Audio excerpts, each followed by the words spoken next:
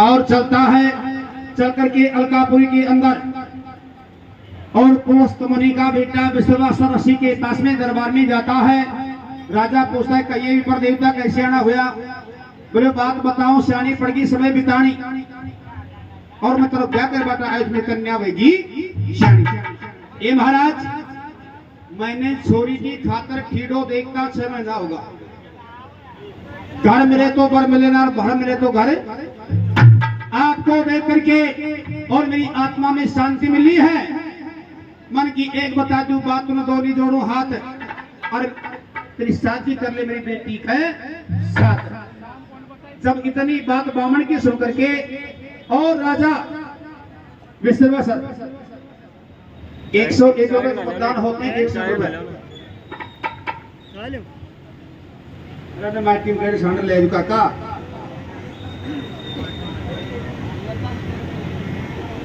उसी टाइम राजा अलकापुरी का विश्वासर और शादी की हाँ करता है, बताते वहां पर और विपर देवता और राजा को अपनी बेटी का टीका देता है। मंगलाचार कहते हैं और काशी में आकर के अपनी बेटी की शादी की तैयारी करता है, बताते हैं विश्वासर। और उसी टाइम शादी की तैयारी करके और धूमधाम से और काशी के अंदर उस लड़की को बिहारने के लिए जाता है वेदाचारी ब्राह्मणों के द्वारा और उस विघ्न हरणी कन्या के साथ में और अलकापुरी के राजा विश्वासर के साथ में शादी होती है। धूमधाम से शादी करके लेकर आता है। रंग महल में रहते कई दिवस होते हैं। लड़की को देख करके राजा अति प्रसन्न हो रहा था। राजा के बाद ध्यान में आएगी कि अब चलेंगे बोल लिखने, उस बोल लिखने अब चलेंगे जिसने ये कहा था अब तेरी शादी तो बढ़ गई कन्या के साथ में, अब जाऊंगो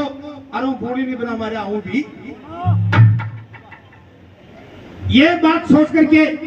काम वो अलकापुरी का राजा विश्वासर और घोड़ा पर असवार होता है। घोड़ा पर असवार होकर के और चलता है, चलता उसी वन के अंदर जाता है जिस वन के अंदर गुफा के अंदर बेमाता विराजमान थी। जब चलता और राजा जाता है तो बताते हैं जब वो ठियो देखो जिन्होंने बोलिया बोलनी छी तो गई प्रणाम मरी बाकी डर की मारी बदल गई बाकी। राजा आवाज लगाता है तो बताते हैं तो कैसे राजा आवाज लगा रहा था और कैसे हुआ कि वह बोल नहीं रहा था के सामने।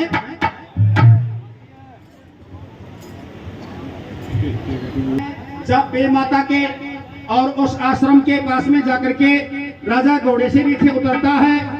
और एक जब बुढ़िया दिखाई नहीं देती है, जब बुढ़िया दिखाई नहीं देती है तो राजा एक आवाज लगाता है। तो क्या आवाज लगा रहा था और कैसे आवाज सुन करके और बेमाता वाक रूप बना करके राजा के सामने आ रही थी।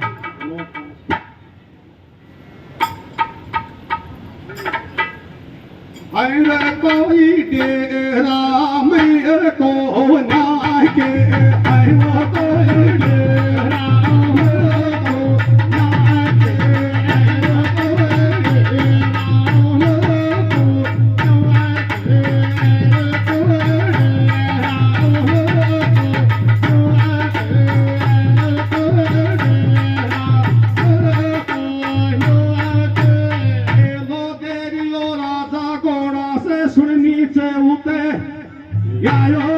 और करेगी डोकरी माई कैया देख छोड़ेगी भायो और दंदारे राजा का तन में जोश भयायो हाय तूने माल में भी को ना के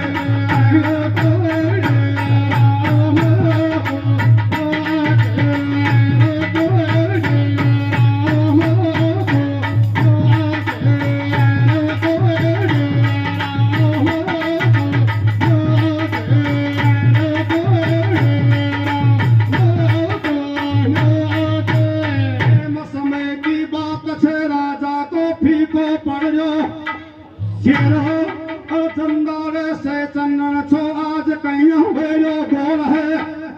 फेरो और कड़े चिपकी डोकरी मन लाजो कोना फेरो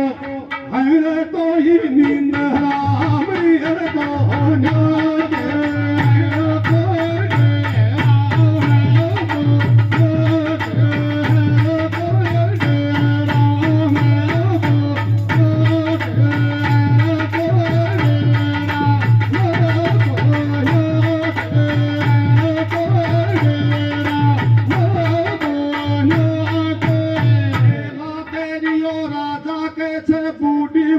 सुनती वे तो सुनिए जल्दी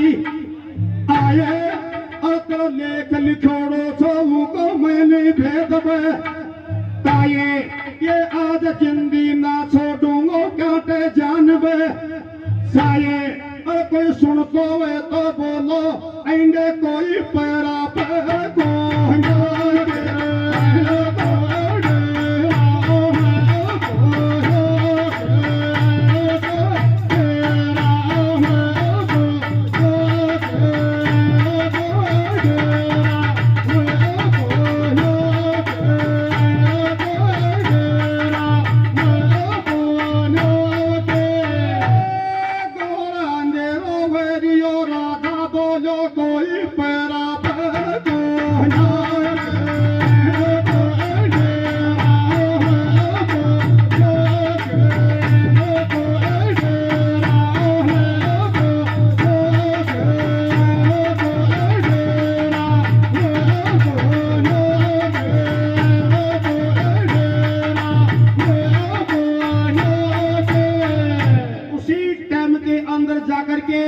और पर्वत की गुफा के अंदर राजा घोड़े से नीचे उतरता है और घोड़ा से नीचे उतर करके चौथर पान देखियो बोले भाई बोली तो कोई नहीं तो पता नहीं वो कहां गई अगर आज मुझे यहां पर मिलती तो उनको बना दर से शीश तारा मिला उसने चौथा पाठ मिलाया है और मुझे बहकाया है आज होती तो मैं उससे दो बात करके जब राजा चौथर पाई और घूमता है और आवाज लगाता है कि भाई कोई सुनता है जब आवाज लगाता हुआ राजा और चौथर पाई और घूम करके आता है घूमर आयो जना टोकरी ऊंडे नाड़ लाती जब उसी टाइम राजा को क्रोध आ रहा था बोले मैं अभी देख गयो जरा तो ठीक हो जा बोले राजा मैं इस स्थान को छोड़ करके कहीं नहीं जाती हूँ ये आपकी बुद्धि भ्रम गई है बोले बोली झूठ मना बोले मैं गयो जना इन्हें ठीक हो जा मैं तुम्हें ये ला दिया तो सारा चौथर पाए डो ले आयो जब वो कहती है कि राजा मैं यही थी जब कितनी बात सुनकर के राजा को क्रोध आ रहा था बोले बोली हाँ बोले एक काम करे अब चौकस हो जा क्यों बोले ये मेरी तलवार होगी और ये तेरा शीश होगा आज मैं तेरा शीश तब से तार करके अरे बोले राजा की बात भी बोले बात तो वाई पहले नहीं बताइए क्या बात है जब राजा विश्रवासर कहता है बोले तू याद है जी अखबार तेरा तो बीकी कन्या के साथ में तेरी शादी बोले मैं राजा होकर के और धोबी कन्या से मैं शादी कर सकता हूँ तूने ये बात कही थी अगर धोबी की कन्या के साथ में शादी होगी जरा बूटली बोली या बता तेरू ब्याह है गोके बोली कह रही थी राजा विश्रवासर से बोले या बता तेरू ब्याह है गो राजा विश्रवासर कहता बोले मेरा ब्याह है गो और एक बहुत सुंदर लड़की लेकर के आया हूं और तू तो कहती धोबी की एक ब्राह्मण की राजगाहों की लड़की लेकर के जरा डोगरी बगबग हस्ती है डोगरी बगबग हस्ती है और बगबग हंस करके बोले राजा तू मेरा शीश नहीं तार सकता है बोले शीश तारूंगा तू बोले धोबी की छोरी की शादी होगी तो वरना मैं तंग तो ना बैठ बैठू जब उसी टाइम और डोगरी हस्ती भी कहती बोले राजा अभी तो बड़ी ब्याह ले डोगरी कहती है कि राजा अब भी तेरी शादी तो के साथ में हुई है